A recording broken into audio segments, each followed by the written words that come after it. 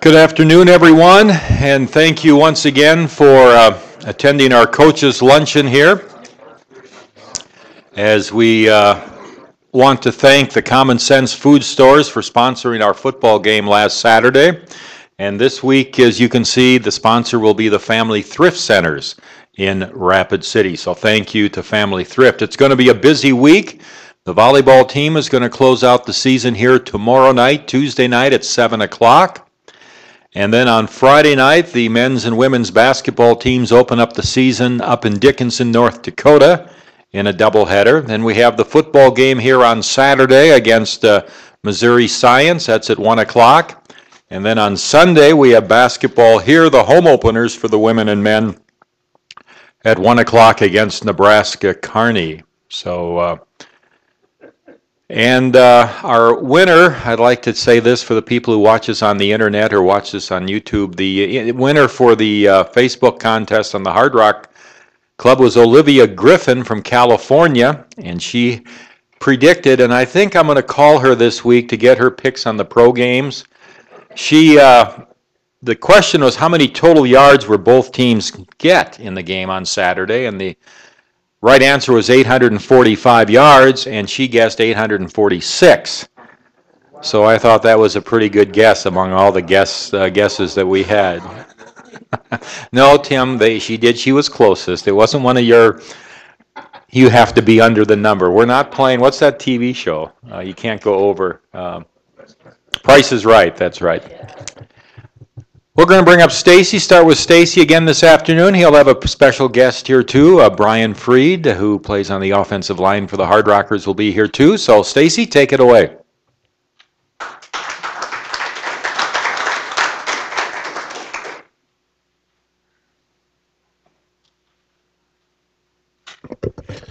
Thanks once again for coming out to the luncheon. We'll talk a little bit about the Nebraska Kearney game and then talk about our upcoming opponent, Missouri S&T. Obviously not the results we were looking for with Kearney. We got down early, played a very physical team that you can tell, I think they were in the playoffs for the last 5 years in the RMAC conference, and I guess the easiest way for me to put it is we got out weight roomed out there a couple times. They're big, physical up front. We knew that going into the game. We tried to spread the ball out and get some things done out in the perimeter. Weren't able to do that with a whole lot of success, and we wore down as the game went down. So give credit to them. They stayed with the run game on the offensive side, banged us with that all game long, and they did a good job schematically defensive, really trying to do a good job of taking Ja Rover and our running backs out of the game. We weren't able to push the ball vertical downfield the way we needed to and try to attack their second level, and when we got behind early, it really forced us into a pass mode. When we've been successful offensively, we've been balanced. They got us one-dimensional, and we didn't handle that very well. So we got to learn from it. Our kids got to learn how to play more physical. We've got to do a greater job in the off season of creating a strength and conditioning environment where we can line up and play with a physical team that's is very deep up front on both sides of the football. Move on from that and get going. Missouri S&T, kind of a unique situation. They're a 9-1 football team. The Division II regional rankings come out today. I think they probably just got announced or will here shortly. They were number 7 in their region, and you got to be in the top 6 in your region to go to the national playoffs. So there will be a lot riding on this football game. They will certainly have to win that to get in, and we've talked to our kids last night about it. We're going to treat this like a playoff game. This is their opportunity to get into the playoffs. This is our opportunity to knock them out of the playoffs. They're talented. They have some very good skill players. They have a receiver on the offensive side that's special. They have a quarterback who does a very nice job. Defensively, they run a very unique scheme, and it's the flex defense, and it's been around for a while, but it's pretty unique.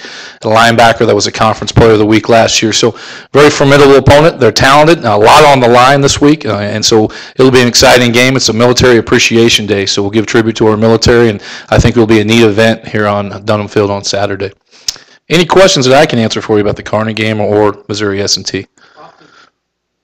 Oftentimes, institutions like Missouri S&T and South Dakota Mines are compared, but in reality, they're not exactly the same. What kind of students can they get, and what kind of students can we get? Yeah, when you look at the majors, at our program, we're a math, science, engineering institution. When you look at the options in the majors at a Missouri S&T, it's quite a bit wider, broad. So they're able to recruit, a lot more students in a lot of different majors. And even though they're name tagged as S&T, and you would think that we correlate with our majors the same, there's quite a bit difference and quite a bit difference in some of the recruiting that they will do versus what we'll do. We're very specific with what they do. They're definitely much more broader based and offer a handful more majors. Other questions? Will the temperature Saturday make any difference? I hope so. Right, I hope so. I got a call today in my office. They're wondering if we had any warmers on the sideline. So that was a good indication. So hopefully it does. I hope it's cold. I hope it's nasty, and then let's get it on. Yeah. Other questions for Stacy? Physical game, did you get out of it fairly clean? We got beat up a little bit. We really did. We lost Jake Dahm on Tuesday's practice, and Jake's been a backup running back for us. He hurt his ACL on kind of a freak deal. We're in one of our drills, and he's been a big-time special teams player for us. So that one hurt. One of our other running backs broke his hand in the first series. We had a handful of injuries. So, again, I knew going in it was going to be a physical game. We're probably as beat up as we've been in a while. We're going into week 10. That's college football, so you got to find a way to get past that. But that was a physical game, and it certainly showed with our injury report. Stacy, that first drive that resulted in the touchdown was just like a hot knife through butter. Was that a scripted drive to start the game, or did Zach just go with what he saw? He runs his first 6 plays are going to be scripted, and really we had it in within 6. And I think this is Josh's touchdown on that first drive. And we were doing what we wanted to do. That was keep balancing the offense, get the ball to our playmakers. The next drive we started off, we jumped into the Wildcat package with Ja and had some things going, and that's when DeAndre broke his hand on that first play. So that took us out a little bit of what we were trying to do, and we never got that rhythm back, and that was a little bit frustrating. As it relates to defense, they just looked like they were just we were struggling at the line of scrimmage. Did they overmatch us a little bit? Yeah, they're a big zone pressure team. I really thought our offensive line did a good job of understanding our protections and getting to the right places. The problem was at the point of attack, they beat us in some one-on-one matchups, and that's really indicative of the type of players they're playing with up front. They're a talent group with their front 7, as good as we've seen other than North Dakota. Kearney had struggled early in the year, but all of a sudden they've caught fire and they've won 3 or 4 in a row. Can you tell us a little about how that's changed for them? Yeah, they had a lot of injuries early. They had 4 quarterbacks go down. They were beat up. If you look at their schedule, they played top 10 teams for their first 5 weeks, and I think we hit them right at the right stride. The game after they beat us, it was their 3rd in a row. They beat a Central Missouri team that was ranked up to number 5 in the nation the week before. So Nebraska Kearney's on a nice run right now. They're playing their best football, and I think they finally got healthy. Other questions for Stacy?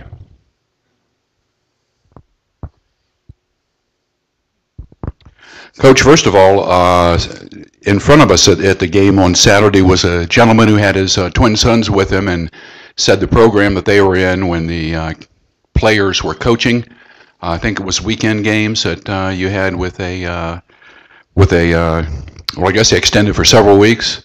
He said it was far and away the best group of boys that he had ever had coach his sons. They couldn't have been more than 8 or 9 at the most, maybe even younger, but he was really impressed with the program that you ran during, I guess it was August, September, along. Yeah, that's our NFL Youth Flag Football League, and really I got to give credit to Tom Rudabush and Greg Hodge, and those are the 2 that really make that thing go. And our players are phenomenal people. That's one of the things I knew when I was interviewing for this job, and it's just been reinforced with my time here. We have great young men in the classroom, great young men off the field, and they do a tremendous job with the community. And it's been a very positive project for us, and we'll certainly continue to work with it.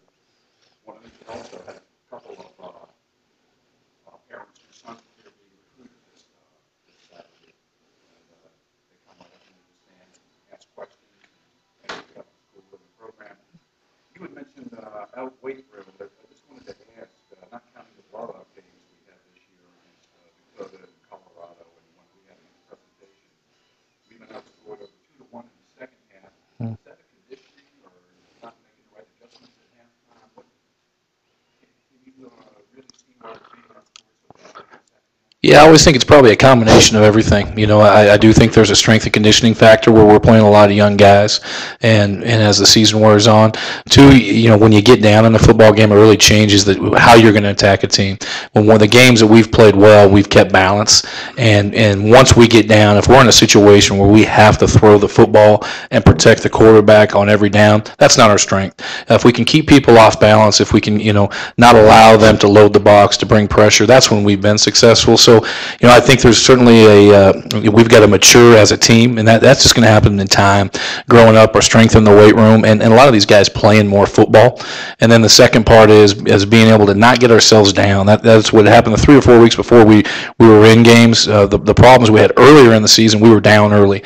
And that's what happened on Saturday with Kearney. We got down early, tried to fight and claw back, and really just dug ourselves a bigger hole. So I think it's a two-part problem in those situations.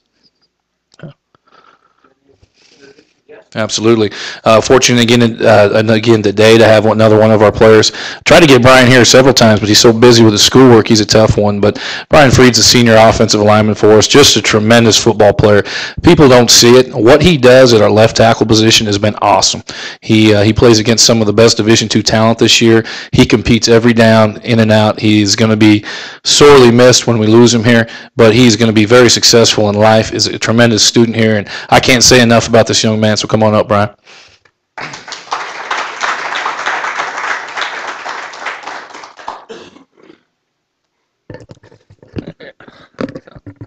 How big are you? 6'7".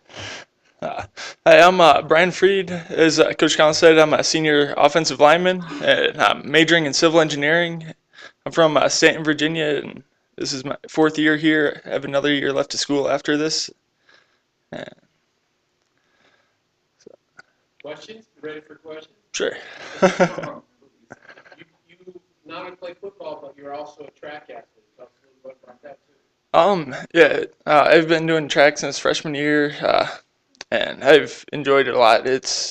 I think it's helped doing 2 sports. I'm constantly in competition all year, so that just keeps me wanting to work harder to get in shape and to perform in both sports. I feel like one sport has helped the other and vice versa. Are you a sprinter? No, I'm a thrower I throw a shot, disc, and hammer, and weight throw in the winter. You've been up there with the school record. Yep. Last year, my sophomore year, I'd set the school record for the hammer throw, but Everett Brill took it back last year, so this year I got to try to get it back and get my name back up on the board. What's been your favorite experience as a collegiate football player or as an athlete in general? Probably one of my favorite experiences is when we beat Black Hills in the double overtime game. It's just, there's no better feeling than that game. Just to win it that close of a game, that exciting. Brian, was that as physical as you played North Dakota, Colorado Mines, all the way up now to this game with Kearney? In the trenches, how tough was that D-line for Kearney? They're a very tough D-line. They're strong, they're big, and they came ready to fight with us in the line. They're probably the toughest D-line we faced all year. They're very big up front, and definitely tell they spend their time in the weight room getting ready. What's your plans for after graduation? After graduation, I've been looking at graduate school here, either in construction management or civil engineering. So I haven't quite decided which one I want to pursue yet, but keep looking at that and hopefully go to graduate school here and then eventually find a good job. Good question for Brian. How did you find your way to Rapid City from Virginia? I have grandparents that live about 20 minutes away, so I'd been out to the area and visited here a lot, so knew about the school and kind of knew a little bit how good of a school it was. And then when I was looking for colleges, I was recruited for football and track and knew it was a great engineering school, and everything just kind of lined up right. Other questions? Do you have a younger sister about your size?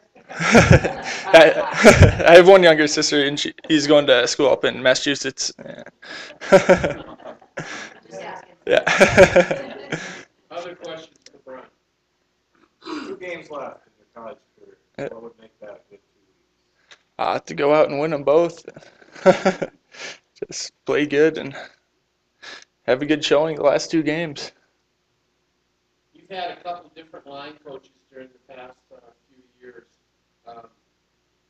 Each coach has his various positives. What have you learned from the most recent one under Coach Ackerman? Coach Ackerman's been really good. He brings new perspective because he's just recently finished playing himself. So he knows what's going on. He can kind of remember what it feels like to be in the situation, tell you what it looks like from the perspective of playing and not just looking at film and coaching it. It's helped a lot having a younger coach. He can relate to us a lot better. Other questions?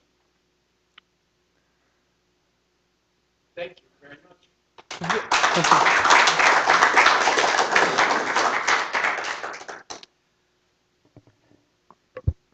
I'll bring this down for you, Tiffany. Volleyball season ends tomorrow night. Chadron State will be here. Tiffany McCampbell.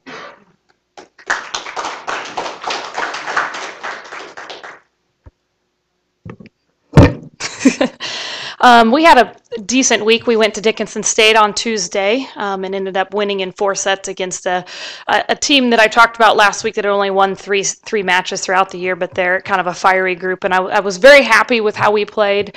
On Tuesday, I thought we just looked poised. I thought we looked confident. We came out and really executed very well. And then we knew we had a really good Jamestown College team coming in on Saturday who's won over 25 games. And we came out on Saturday, and as I was talking with Dr. Kaiser this morning, I thought we came out in set number 1 on fire, and we did very well. We executed well. We looked confident.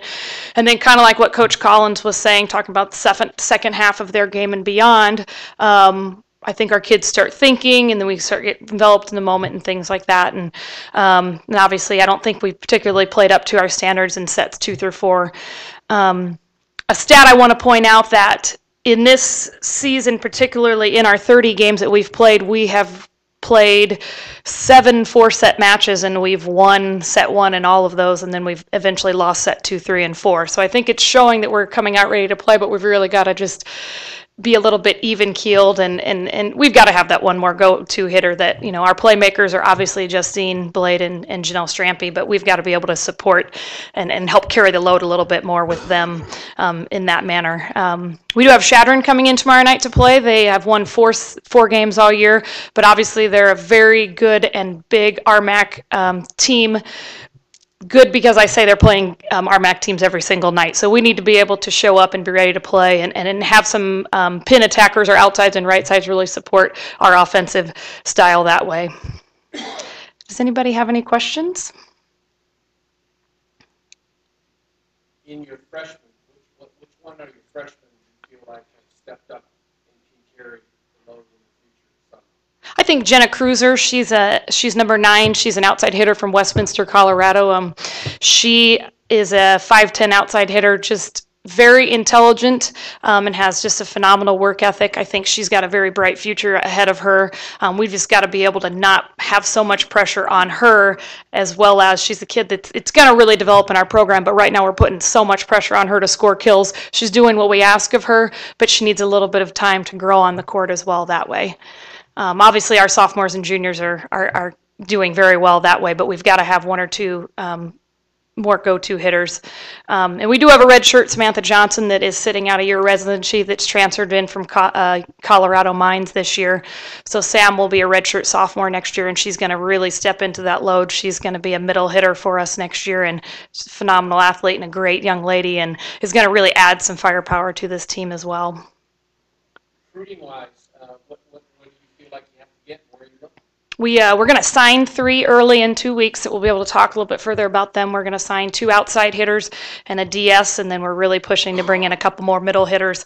Like we said, we just need some firepower, especially with Justine and Janelle going to graduate after 2013. We need some younger kids that are really going to develop into that role in that manner.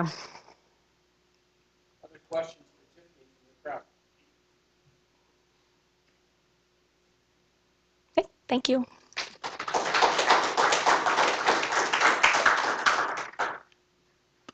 Jerry Schafer had a long trip down to Joplin, Missouri. Stacy, we know about that trip. and get Jerry's report. I understand that you had a little back problem after you got back on the bus. Is that right? Something about those upright seats in the bus, 13 hours going, 13 hours coming back, just being in the bus tends to leave some kinks here and there. So we're dealing with that, but it's not too bad. We did travel down to southern Missouri for the Central Region Cross Country Championship.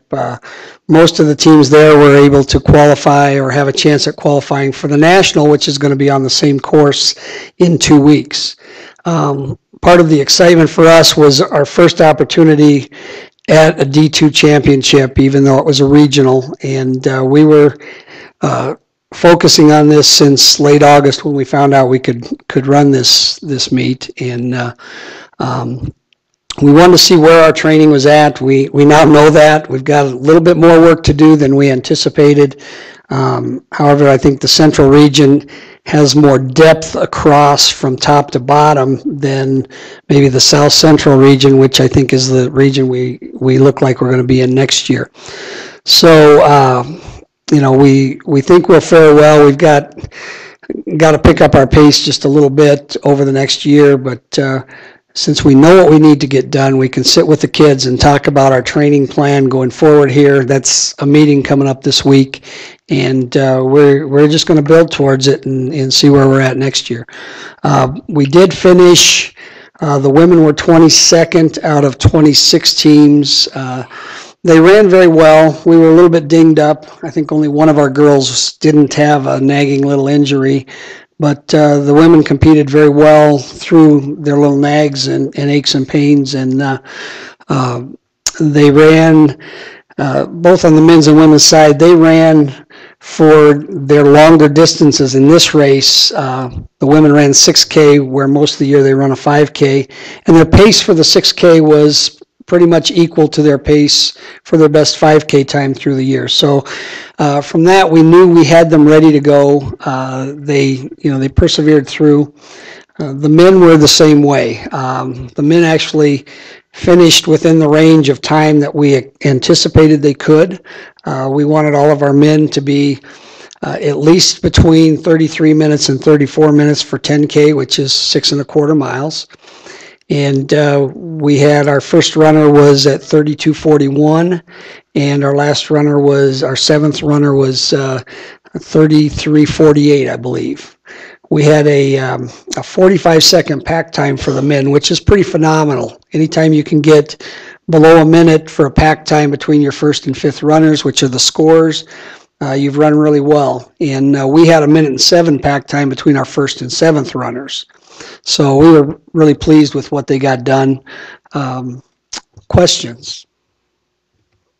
What kind of, you were the first team from South Dakota School Mines to get to compete in an NCAA quad championship event. What kind of experience was it for you kids? Well, they were really excited. We're not sure where we stacked up. Again, we were looking at this is our national meet this year. And so we wanted to go into it and do our very best, partly because once we see the national results next week or in 2 weeks, we can kind of compare where we sit on a national level as well. And so the kids were excited about it, but they weren't nervous. And I think that's a credit to the kids. It's also a credit to our schedule, because we have consistently over the years competed against Division I and the top Division II schools in the country just in our regular season.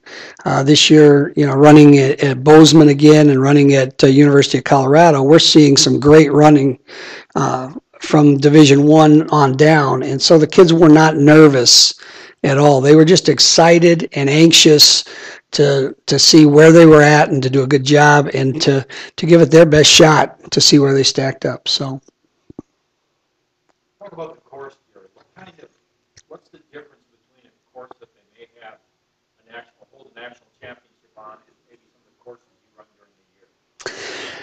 Yeah, this was a phenomenal course. It's just cross country. It was a grass course, mowed fairly and groomed fairly tight.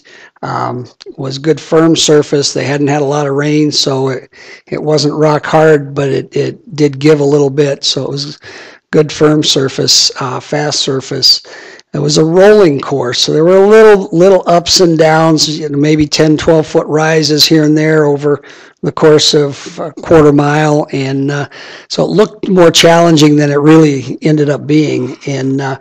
But during the early part of the season, we tend to go to places like Bozeman, which is higher altitude and has some pretty good hills. University of Colorado has one of the tougher courses we've ever run on. Our own home course is probably a little more challenging than the course we ran on this weekend. So we really were going to what we like to refer to as a grass track. And where our kids tend to run on those more challenging courses, one of the things we have to figure out how to do in the near future, in the next year, is how do you race fast getting ready for a grass track when most of your courses are more challenging and are more strength dominated type courses. And so we've got to figure out how to get our kids not only to continue to be stronger, but also to generate leg speed a little earlier in the race and maintain that. So when we get to those flat, fast tracks, we're ready to go. Yes? Why do you have the different lengths in courses? You mentioned 5K to 6K. Right. 10K distance is a pretty tough distance. And it takes a little bit more time to recover from that performance on a particular weekend at that distance. So that's why even the Division I schools will run predominantly 8K or 5-mile courses over the course of the year for the men. They'll run predominantly 5K courses for the women, and then the national championship distance then bumps up to 6K for women and 10K for men. So it's just a physical thing that it's, it doesn't take as much out of the kids to run the shorter courses.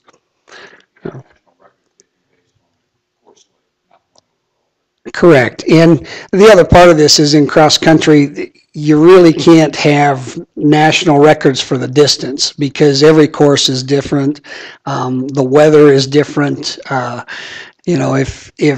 If you get on a course where there's 6 inches or 12 inches of snow in November, that's going to slow you down a little bit. So you can't really compare times based on weather and the different courses. So. Other questions for Jerry? Thank you.